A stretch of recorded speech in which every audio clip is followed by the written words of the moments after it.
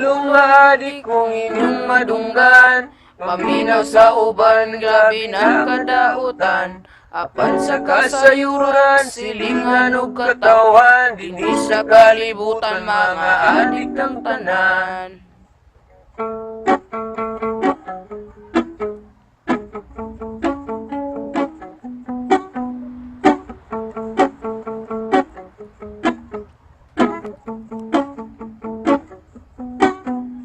Dagan ang mga tao madik sa pagkahimantayon, chismoso o chismosa, libakero, libakera. Bisan nimong silingan o nayon kapagtabi, maayos sa at ubangan pero di kumpiyansahan.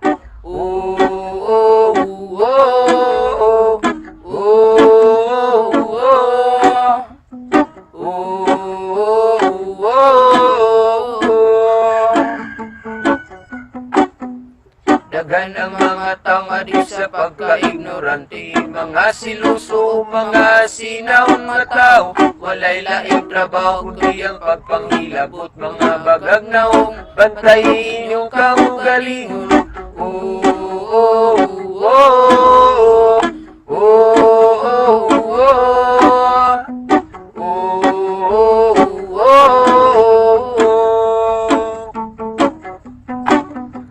Dagan ang mga taong adik sa pagpakaruningon, sige simba-simba limpyo og mga isura, matagad lang Domingo musulod og simbahan, kulyagaba lang adik ilad ka og batasan.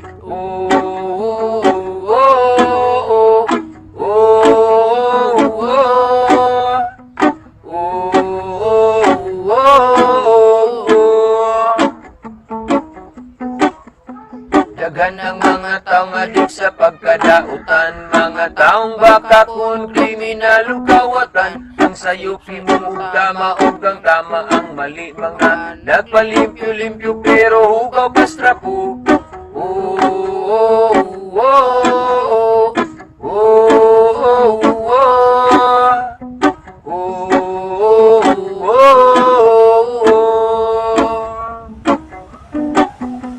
Dagan ang mga adik sa makadaog nga bisyo, sama sa ilim nun, sigarilyo ug shabu. Ako usab nga nagsulat, usapod ka kaadik sa maayong binuhatan nga gihimo sa Ginoo. Dili na ko